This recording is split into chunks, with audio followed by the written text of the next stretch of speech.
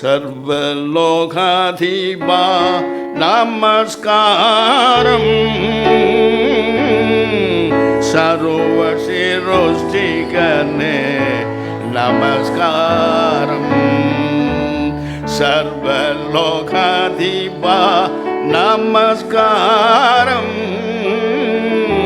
சர்வசிருஷ்டிகனே நமஸ்காரம். கரைச்சடல் உயிர்வான் சகலமும் படைத்த, கரை கடல் உயிர்வான் சகலமும் படைத்த தயாபர பிதாவே நமஸ்காரம், தயாபர பிதாவே நமஸ்காரம், பரிசுத்த ஆவி நமஸ்காரம், பரம சத்குருவே நமஸ்காரம், பரிசுத்த ஆவி நமஸ்காரம், பரம சத்குருவே நமஸ்காரம். அருமையாடியா அகற்றினில் வாசிக்க, அருமையாய் ஆடியா அகற்றினில் வாசிக்க, தயாபர பிதாவே நமஸ்காரம், தயாபர பிதாவே நமஸ்காரம், திருஅவதார நமஸ்காரம், ஜகத்திரட்சகனே நமஸ்காரம், திருஅவதார நமஸ்காரம், ஜகத்திரட்சகனே நமஸ்காரம். தரணியில் மானுட உயிரடைந்தோங்க, தரணியில் மானுட உயிரடைந்தோங்க, தருவினில் மாண்டோய் நமஸ்காரம், தருவினில் மாண்டோய் நமஸ்காரம், சர்வலோகாதிபா நமஸ்காரம், சர்வசிருஷ்டிகனே நமஸ்காரம்.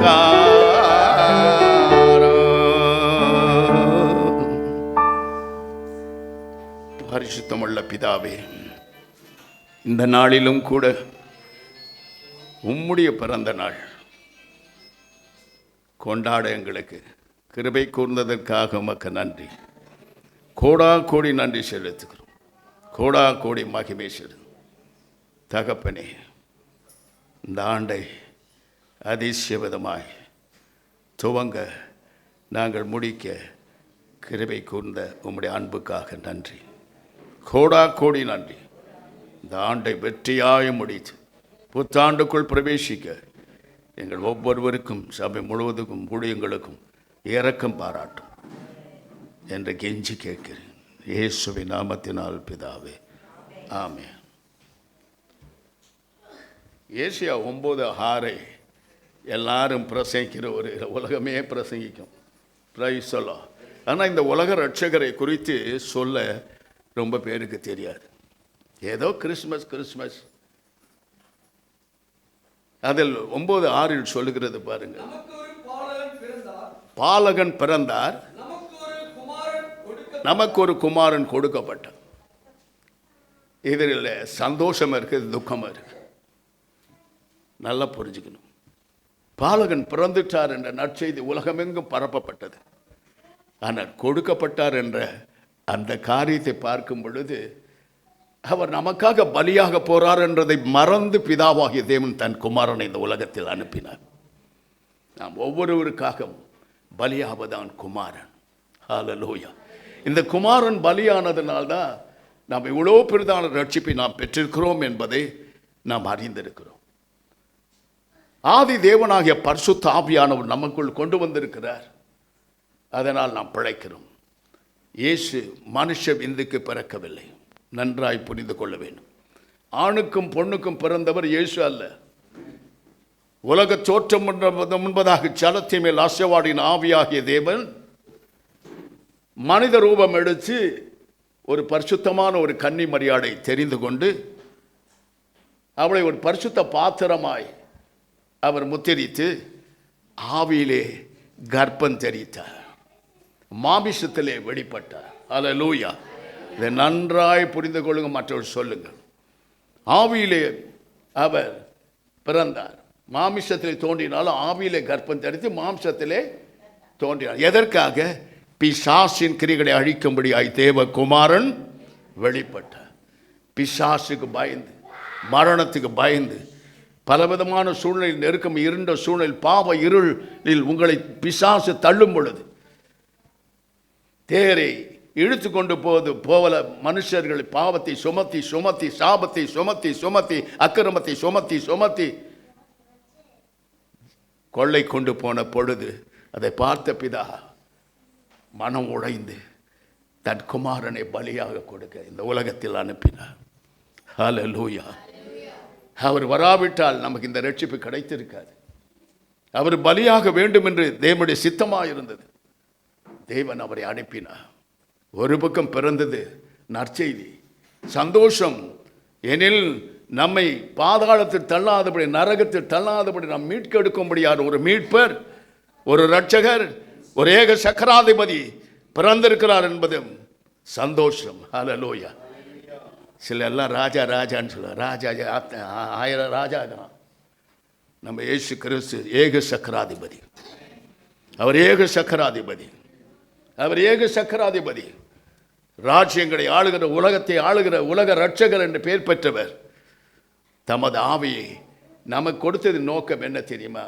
மாம்சத்தில் பிறந்து அழிந்து போகாதபடி, பாதாளத்தை நோக்கி நாம் போகாதபடி ஆவியிலே பிறக்கும்படியா அவர் ஆவியிலே பிறந்ததினால் நம்மையும் ஆவியில் பிறப்பிக்கும்படியான ஒரு சாக்கியத்தை கர்த்தர் கொடுத்திருக்கிறார். ஆவியிலே பிறந்தவன் இருக்கிறீங்களா? கொஞ்சம் செக்கப் பண்ணி பாருங்க. மாம்சம் தான் எல்லாத்தையும் துடிக்குது. ஆவியிலே பிறக்கும்படியான சாக்கியத்தை மனுகுலத்துக்கு கொடுத்தார், ஒவ்வொரு மனிதனுக்கு கொடுத்தார். ஹல்லேலூயா.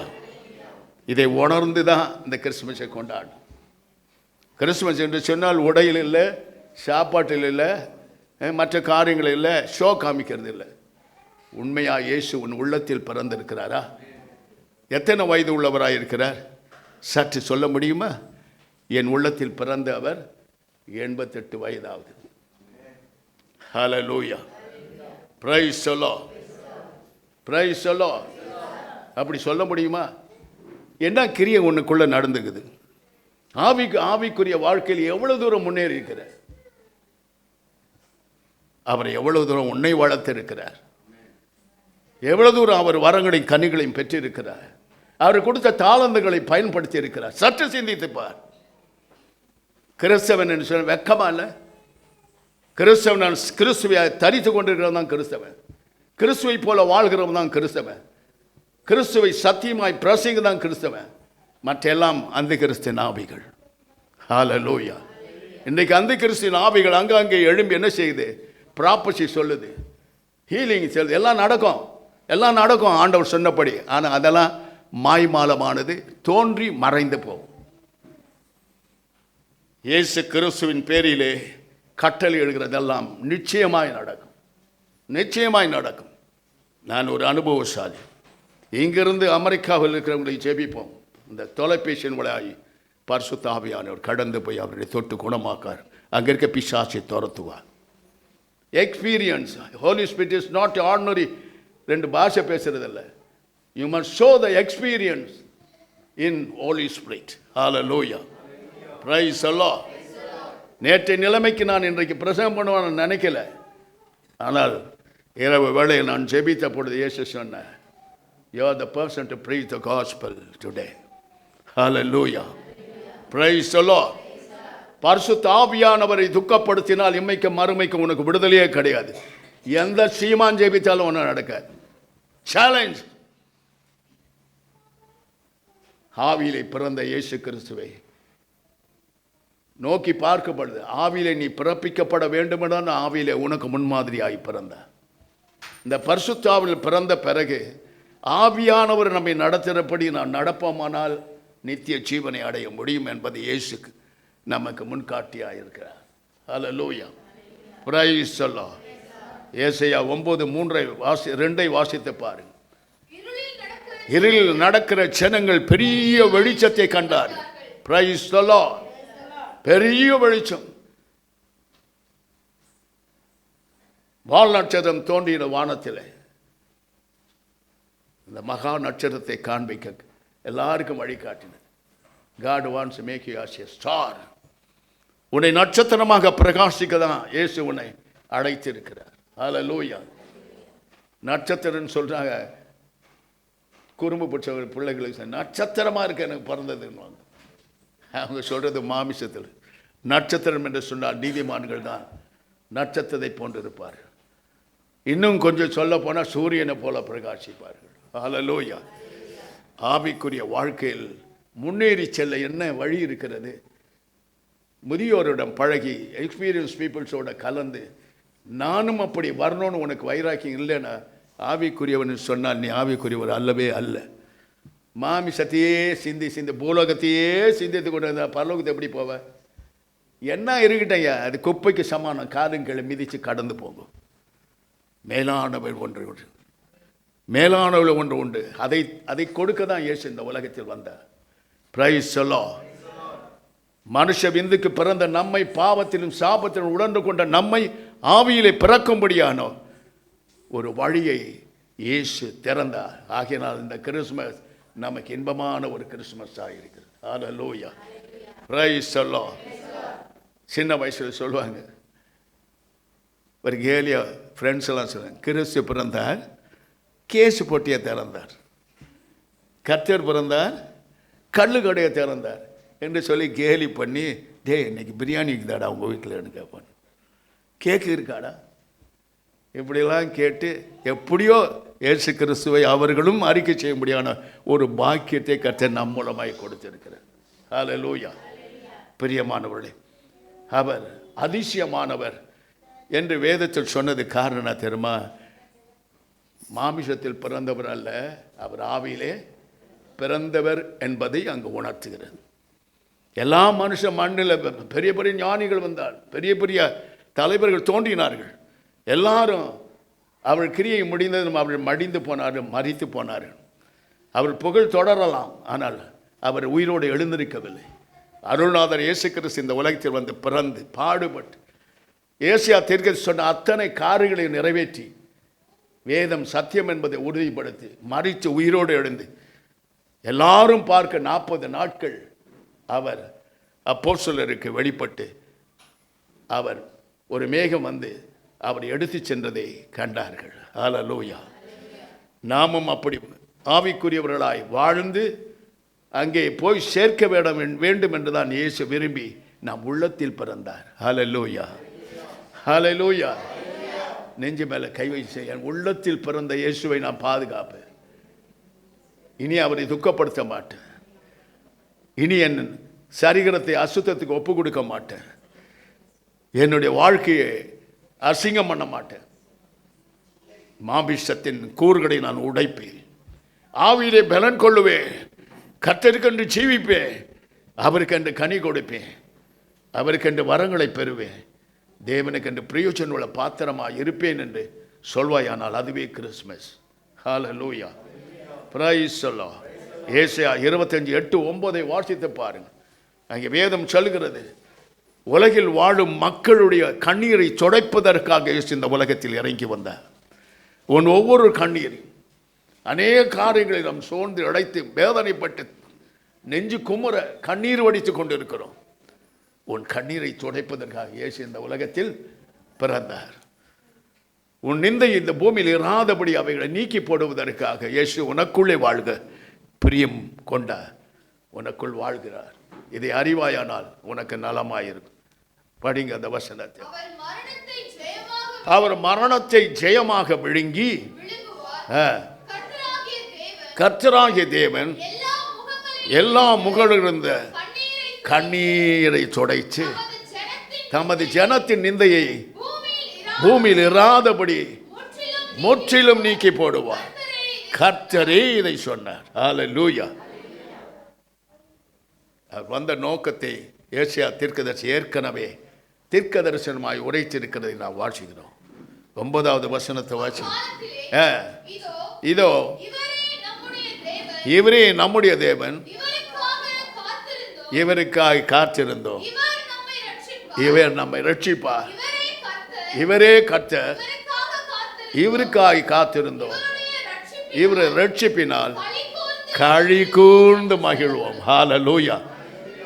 அந்த ரட்சகர் பிறந்ததுனால தான் களி கூர்ந்து இந்த கிறிஸ்மஸை நாம் கொண்டாடுகிறோம். ஹல்லேலூயா. வெறும் விழாவில்லை, இது ஒரு பண்டிகை இல்லை. கிறிஸ்துவானவர் நமக்குள்ள பிறக்கும்படியான ஒரு சாக்கியத்தை பெற்றதுனால்தான் நாம் கொண்டாடும். ஆனால் உலக பிரகாரமான ஜனங்கள் உலகமே அவரை பின்பற்றி உலகமே அவருடைய பிறந்த நாளை கொண்டாடுகிறது. ஹல்லேலூயா. Praise the Lord. இது தேவன் தம்முடைய ஆவியினால் நம்மை நிரப்பும் பொழுது நாம் விசித்திரமான அவருடைய தற்ஸ்வரூபமாக மாறுகிறோம். ஹல்லேலூயா. ஹல்லேலூயா. இங்கே மத்தேயு 1:21 வாசித்து பார். 21, 23 வசனங்கள் பரபரன்னு எனக்கு வாசிங்க. நான் வேகமாக போய் கரெக்டாக அந்த டைம் முடியும். அவள் ஒரு குமாரனை பெறுவாள். ஒரு கன்னியை பார்த்து மரியாளை பார்த்து சொல்லுகிறாள். அவள் தூதன் சொல்கிறான், அவள் ஒரு குமாரனை பெறுவாள், அவருக்கு இயேசு என்று பெயரிடுவாயாக, ஏனெனில் அவர் தமது ஜனங்களின் பாவங்களை நீக்கி அவர்களை ரட்சிப்பார் என்றான். Price the Lord. மறுபக்கம் அவன் இன்னொரு காரியத்தையும் சொல்றான் பாருங்க. இதோ ஒரு கன்னி கர்ப்பவதியாகி ஒரு குமாரனை பெறுவார், அவருக்கு இம்மானுவேல் என்று பெயரிடுவார்கள் சொன்னார். இம்மானுவேல் என்பதற்கு அர்த்தம் தேவன் நம்மோடு கூட இருக்கிறார். ஹல்லேலூயா. அவர் தனிமையாய் நாம் இருப்பதை விரும்பவில்லை.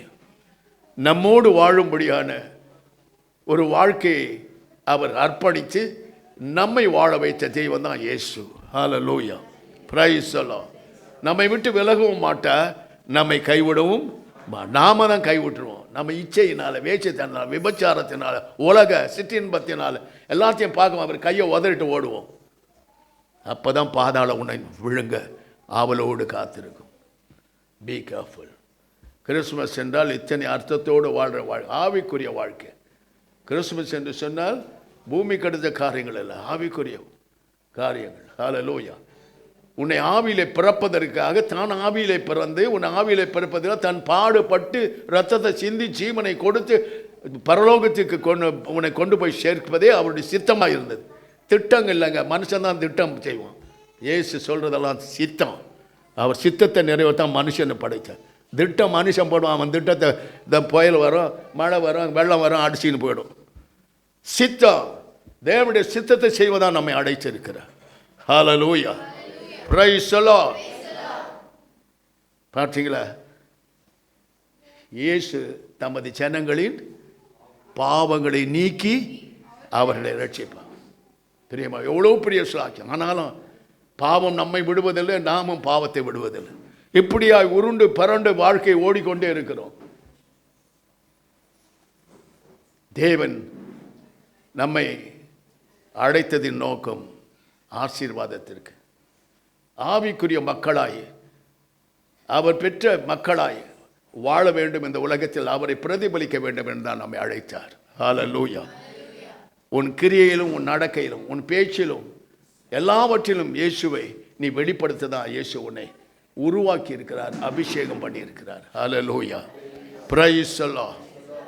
ஆகையினால் மிகுந்த ஜாக்கிரதை உள்ளவளாக இருந்துனா இயேசு எப்பொழுது நம்மோடு கூட இருக்க, நாம் அவரோடு கூட இருக்க பாக்கியம் பெற்றிருக்கிறோம் என்ற உணர்வும் சிந்தையும் நம்முடைய ஆவி ஆத்மா ஆளுகை செய்யுமானால் நிச்சயமாக நாம் நித்திய ஜீவனை இழந்து போக மாட்டோம். ஹல்லேலூயா. மத்தேயு 18:20 சொல்லுகிறாரு பாருங்க.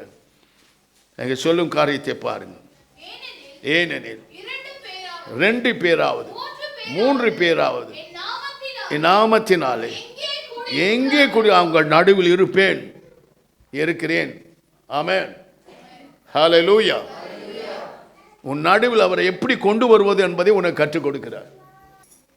பிரியமானவர்களே, தேவன் உன்னை இரத்தத்தை சிந்தி நீ இழந்த மகிமையை, எல்லாரும் பாவம் செய்து தேவனுடைய மகிமை இழந்தால் அந்த மகிமையை கொடுக்க இயேசு உனக்குள் வாசம் செய்கிறார். உன்னை பிறப்பித்திருக்கிறார். ஆவியிலே நீ பிறந்திருக்கிறாய். மாம்சத்தின் கிரிகளை அழிக்கும்படியாய் தேவகுமாரன் வெளிப்பட்டார். பிசாசின் கிரிகளை அழிக்கும்படியாய் தேவகுமாரன் பிறந்திருக்கிறார். ஹல்லேலூயா. பிரியமானவர்களே, உங்களை சீர்படுத்தி சிறப்படுத்துங்கள், பலப்படுத்துங்கள் தேவனாலே. அப்பொழுது நீங்கள் பிழைப்பீர்கள். ஹல்லேலூயா. வீணாய் உங்கள் வாழ்க்கையை நாசமாக்கி கொள்ளாது. ஒரு கிறிஸ்துமஸ் வந்துச்சுன்னா எந்த அளவுக்கு இயேசு கிறிஸ்துவை நீங்கள் உள்ளத்தில் வளர்த்து வைத்திருக்கிறீர்கள் என்பதை எடை போட்டு பாருங்கள். அதுதான் ஆவிக்குரிய ஜீவியம். ஹல்லேலூயா. இருந்த நிலைமையிலே இருப்பதற்காக நம்மை அழைக்கவில்லை. கர்த்தர் உன்னை நட்சத்திரமாய் பிரகாசிக்க செய்வார். ஹல்லேலூயா. Praise the Lord. லூக்கா 2:8-14 வசனங்களை வாசிக்கும் பொழுது பாருங்க, அங்கே வேதம் சொல்லுகிறது,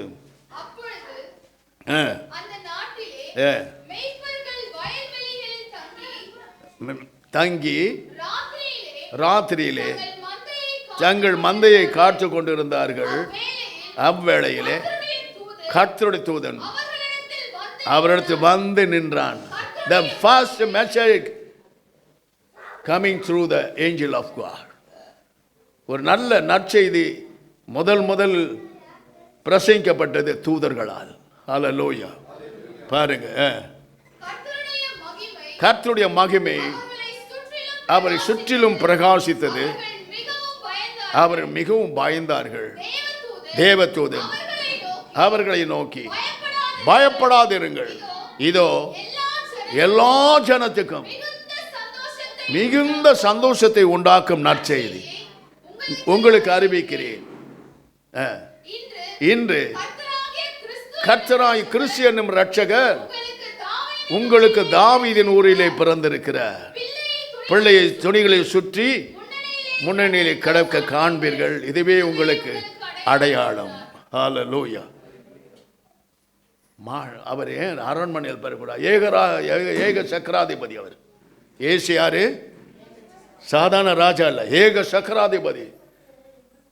பரலோகத்தையும் பூலோகத்தையும் ஆளுகிற ஏக சக்கராதிபதி இயேசு கிறிஸ்து அவர் உங்களுக்குள்ளே வாசம் செய்கிறார் என்று சொன்னால் எத்தனை மகிமை, எத்தனை பெருமை. உங்கள் வாழ்க்கையை தலைகீழாய் மாற்றுவார்.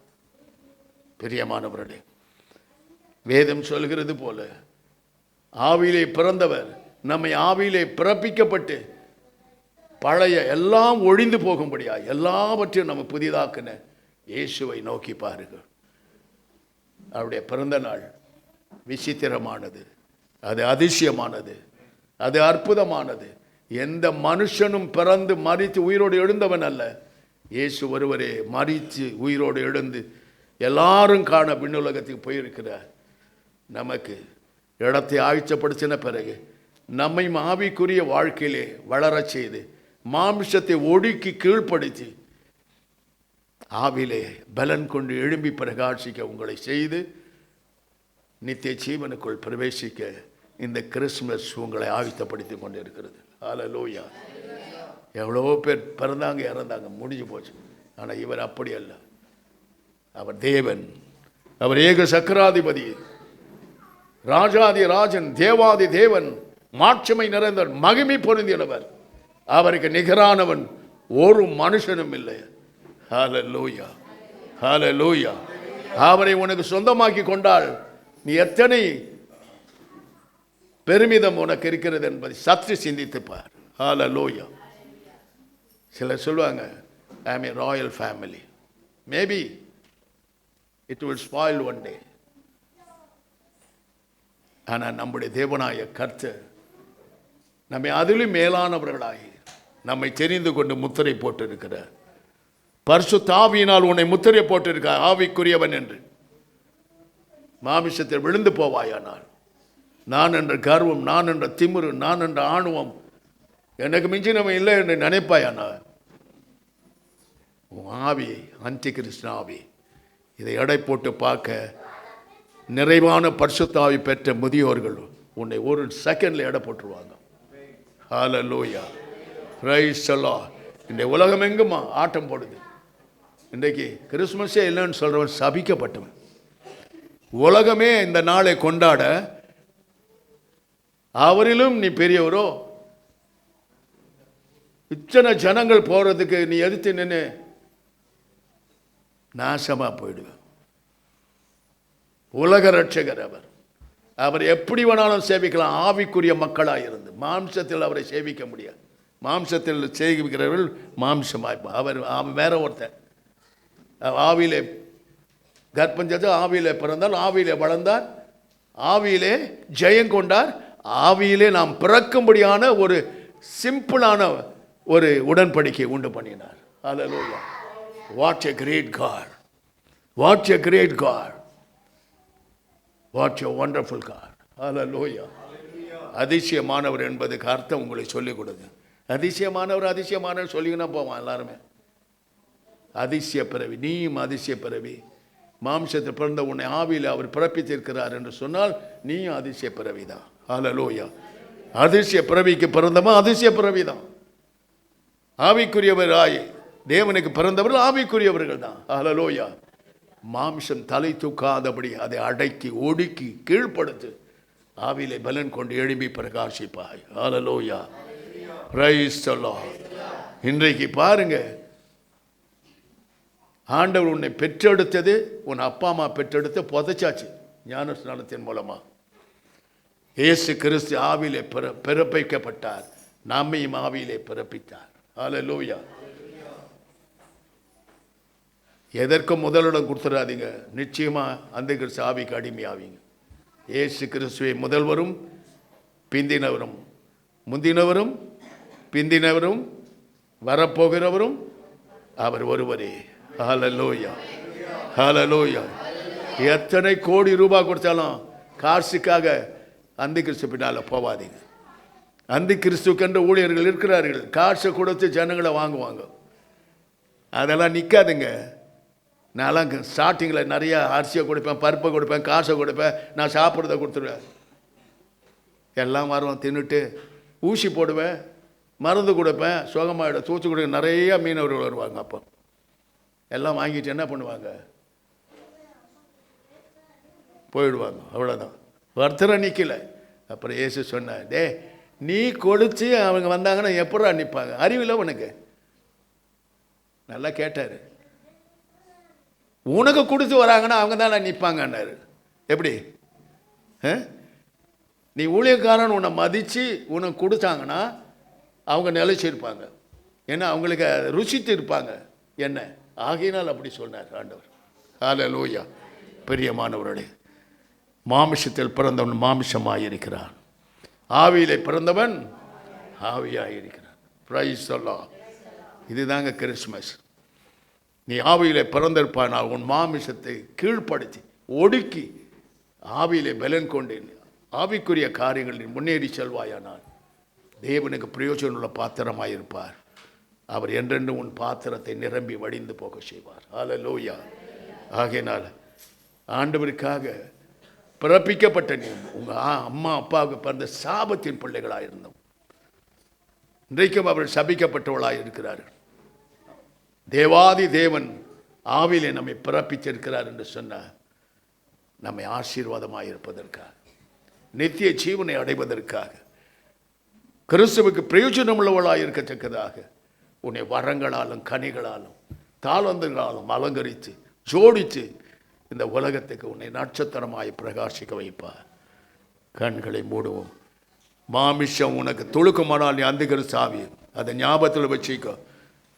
கிறிஸ்துவின் ஆவி இருக்குமானால் நிச்சயமாய் மாமிஷத்தை வளர்க்க மாட்டேன், ஆவியிலே வளருவேன். மாமிஷத்தை ஒடுக்கி நான் பிரசங்கிற நான் தானே ஆகாதவனாய் போகாதபடி என் சரீரத்தை ஒடுக்கி, என் சரீரத்தை ஒடுக்கி என்னை கீழ்ப்படுத்துகிறேன். ஹல்லேலூயா, ஹல்லேலூயா. நான் பிரசங்கிறபடி நான் நடக்கிறேன், நான் நரகம் நான் எனக்கும். நல்லா புரிஞ்சுங்க. பிரசங்கிறபடி நான் நடக்கணும், நீங்கள் கேட்குறபடி நீங்கள் நடக்கணும். இவைதாங்க உண்மையான கிறிஸ்து உங்கள் உள்ளத்தில் பிறந்ததற்கு அடையாளமாக இருக்கு. எதையும் நீங்கள் தியாகம் செய்ய முன் வர வேண்டும். எதுவே நமக்கு சொந்தமானதல்ல. உன் குடும்பம் உனக்கு சொந்தமாக, உன் பிள்ளைகள் உனக்கு சொந்தமானது. எல்லாம் இயேசுடையது, எல்லாமே இயேசுடையதுதான். ஏதோ கொஞ்ச காலம் டெம்பரவரியாக நம்ம தங்கியிருக்க வீட்டில் இருக்கிறோம், சரிகிரமாய் வீட்டில் இருக்கிறோம். ஒரு நாள் வரும், இதை விட்டு பிரிந்து தேவனை சந்திக்கும் பொழுது ஆவிக்குரிய வாழ்க்கையில் ஆவியானவரோடு இணைந்திருந்தால் மட்டுமே விண்ணுலகத்தை எட்டி பிடிக்க முடியும். Be careful. இந்த கிறிஸ்துமஸ் என்ன கிறிஸ்துமஸ் தெரிஞ்சு கொண்டீங்க? அவர் அதிசயமானவர் என்பதற்கு அர்த்தம் சொன்னேன். கண்களை மூடுவோம், கர்த்தரை நோக்கி பார்ப்போம். கர்த்தரை நோக்கி பாரு. ஆண்டவரே, மாம்சத்தினுடைய நான் வாழ்ந்திருப்பேனால் என்னை மன்னியும். உம்முடைய பிறந்த நாள் ஒரு மனுஷனும் பிறக்காத மாமிசத்து பிறந்தவன் எல்லாம் அழிந்து போறான் என்று அதை பார்த்து தான் ஓடி வந்து ஆவியிலே பிறந்து, ஆவிலே நாங்களும் பிறந்து வாழும்படியான மாம்சத்திற்களை அழிக்க முடியாது, பிசாசுகளை அழிக்க முடியாது தேவகுமாரன் எங்கள் உள்ளத்தில் வந்திருக்கிறீர், எங்கள் இல்லத்தில் வந்திருக்கிறீர், எங்கள் ஆலயத்தில் வந்திருக்கிறீர், எங்கள் ஊழியங்களில் நீ அசைவாடி கொண்டிருக்கிறீர். எங்களை ரட்சியும் கர்த்தாவே, எங்களை ரட்சியும். ரட்சிப்பு மகா பெரியது. ஏக சக்கராதிபதியே, என்னை ஆளுகை செய்யும், என் குடும்பத்தை ஆளுகை செய்யும், என் பிள்ளைகளை ஆளுகை செய்யும், என் சபை ஆளுகை செய்யும், என் மினிஸ்ட்ரி ஆளுகை செய்யும் என்று கோக்கரலிட்டு கூப்பிடுங்கள். அவரே உங்களை அரசாட்சி செய்வார். பரிசுத்த ஆவியானவர் அரசாட்சியின் கீழே நம்ம இந்த ஆண்டு ஒப்பு கொடுப்போம். வாழ்ந்தால் இயேசுவுக்கு, செத்தால் இயேசுவுக்கு. எதை இழந்தாலும் இயேசுவை இழக்காத ஒரு இருதயத்தை எனக்கு தான் என்று கேளுங்கள். எதையும் இழக்க தயாரா இருக்கணும். வருங்காலம் கொடிய காலம் வந்து கொண்டிருக்கிறது. இந்த பூமியை அலக்களிக்கிற பிசாசின் கொடூரங்கள் தலை தெரிச்சு ஆடிக்கொண்டிருக்கிறது. தப்பித்துக் கொள்ள ஒரே ஒரு வழி பரிசுத்த ஆவியானவர். அவரை ஜெயிக்க எந்த ஆவியாலும் முடியாது.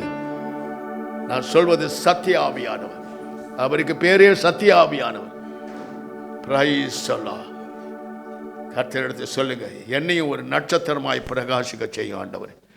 நான் இந்த உலகத்தான் அல்ல, நான் உலகத்தால் அல்ல, நான் தேவனுடைய ஆட்சியின் கீழே வாழ்கிற ஒரு ஆத்மா.